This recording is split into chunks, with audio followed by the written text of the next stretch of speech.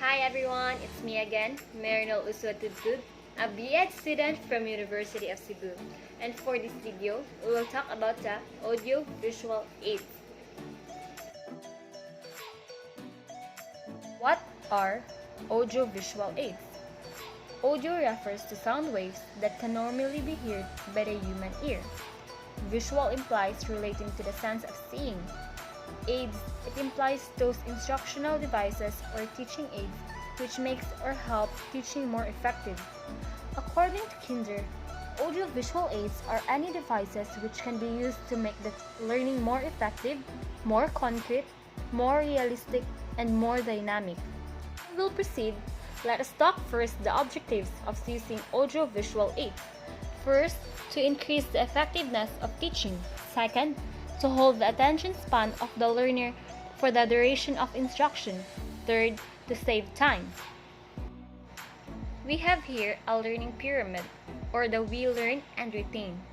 The 5% means lecture, 10% reading, 20% hear, it is an audiovisual, 30% see, it is a demonstration, this is what we see, 50% hear and see, it is a discussion, 70% practice doing, what we say in the participation, and it is giving talk, 90%. It is teaching others, it is doing dramatic presentation, simulating the real experience. So the 5% to 50%, it is a passive. Passive is a learning or instruction where students receive information, while the 70% to 90%, it is an active learning in which students are experimentally involved in the learning process. One picture worth 10,000 words, an old Chinese proverb. An example for this is the picture below. It is a phrase which talks about how a visual image can mean a lot more than words. Educational significance of teaching aid. Use of all sense organs, based on maxims of teaching, helpful in drawing attention, a good motivating force, a good substitute for direct experience, provide clarity in subject matter, helps in fixing up new learning, meet the individual differences requirements, facilitates quick comprehension and retention of concepts, encourage help classroom interaction, helps in positive transfer of learning, solve the problem of verbalism, reduce meaningless words, quicken the pace of learning, overcome possible hurdles during teaching. This benefits a lot of learners, help and improve reading comprehension skills, illustrating or reinforcing a skills or concept, differentiating instruction, and relieving anxiety by presenting information in a new, exciting way. The audiovisual aids has characteristics of teaching: accurate, simple and cheap, motivate the learners, meaningful and purposeful, improvise, large in size, comprehensibility, interesting, cost-effective, availability, transportability, appropriateness, relevance. Problems and limitation in the use of audiovisual aids. Apathy of teachers, indifferences of students, financial problems, absence of infrastructure, language barriers, do not replace the teachers, letters and symbols are illegible, colors are misused, requiring more time for planning and preparation, times to the teachers to narrow down the subjects, few aids requiring sources for fixation, electrical sockets and electricity. The one who is using should know that the operation and principles. We have here the classification of audiovisual aids. Traditional type of classification, classification based on type of projection, classification based on motion, classification based on dimension of objects, teaching aids based on size of media, teaching aids based on the number of sense organs used. Traditional type of classification has three types: audio aids, visual aids, audiovisual aids. Audio aids. It helps improve students' performance by engaging them on a different level. This is a model and device that can be heard. An example of audio aids are radio, tape recorder, microphone, CDs, dictaphone, headphone, gramophone, megaphone. Visual aids. It is an instructional device that can be seen but not heard. An example of these are chalkboard, bulletin board, chart, drawings, posters, pictures, exhibits, flashcards, flannel boards, illustrated books, albums, maps. These are an example of visual aids. Audiovisual aids. It is a training or educational materials directed at both the sense of hearing and the sense of sight, films, recordings, and etc. An example of these are lecture, demonstration, television, films, computers, videotapes, DVDs, LCDs. Base and type of projection has two types: projected aids and non-projected aids.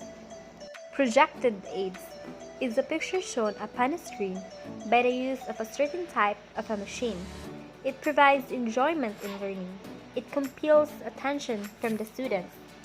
Examples are silent motion pictures, film strips, magic lanterns, micro projection, slide projection, PACU and overhead projector. Non-projected aids is a visual that do not need the use of equipment for projection. These allow instruction to move from abstract ideas to concrete ideas. Examples are different types of boards, display materials, photographs, posters, maps and graphs, charts, models, specimens, books and illustration. Based in motion or movements divided into two types: static aids and dynamic aids. Static aids are those used in classroom teaching which do not move. Examples are charts and flashcards. Second one is dynamic aids. It is capable to move by mechanical principles. Examples are working models, motion pictures, television, computers. Based on dimensions of objects divided into two types: two-dimensional aids and three-dimensional aids. Two-dimensional aids, having the dimension of height and weight. It is an element organized in terms of a flat surface, especially emphasizing the vertical and horizontal character of the picture plane. Examples are pictographs, maps, charts, and graphs. The three-dimensional aids, it is defined as a solid figure. It has length, width, and height. Examples are models, globes, objects, mock-ups, specimen, puppets. Base and size of media has two types: big media and little media. Big media, it includes computer and television. Little media, samples are radio, film strip, graphics, audio cassettes. Based on the number of sense organs used, we have two types: the unimodal and bimodal. Unimodal is those in which only one type of sense are being used, either sight or auditory. Examples are audio aids or visual aids. Next one is bimodal, is those in which both the sense organs, visual and auditory, are being used. Audio-visual aids could be classified as electronic or non-electronic. Non-electronic aids, it does not involve to any electrical devices. Examples are books, hands-out, chalk and boards, mannequins, models, flip charts. The next one is electronic aids. It is controlling the flow of electrical current for the purpose of information, processing, and system control. Samples are overhead projector, slide projector, and computer. We have here the steps in audiovisual aids: planning, preparation, presentation, and evaluation. We have here the first step, which is planning. Know clearly the objectives of the presentation, plan well in advance, anticipate the problem, anticipate the size of audience, think about the quality of materials to be used, appropriateness to the subject, availability of facilities for its use, manner in which it is to be used. These are the plans of the audiovisual aids. It is important because it is the foundation to help you achieve your goals, to have smooth discussion. It helps you define the full plan in the class, for them to be seated, focus, and learn. The second one is preparation. Select the convenience and comfortable place seating arrangement must be suitable. Make sure that all equipments are in working order before presentation. Prepare by rehearsing to make smooth presentation. Being prepared leads to less stress. It helps us to achieve our goals in class, for us to be comfortable on how we do our part. It is also to reduce risks associated during in class. The third one is presentation. Motivate the audience and stress key points they observe during the presentation. Present aids at right moment in a proper sequence. Display only one aid at a time. Remove all unrelated materials. Stand beside the aid, not in front of it. In presenting in front, you need to have a self-confidence in order not to be stiff in front. Also, by communicating your students, you should be lively, have feelings, simple and interesting to keep your students engaged. The last one is evaluation. By providing discussion and feedback evaluating the effectiveness of audiovisual aids and in the lecture. Evaluation helps determine what works well and what could be improved. This is also help to discover the needs of the pupils. We have here the principles of audiovisual aids. The first one is principles of selection. It should be interesting, motivating. Also, they should suit the age level, grade level, and other characteristics of learners. Second, principles of preparation.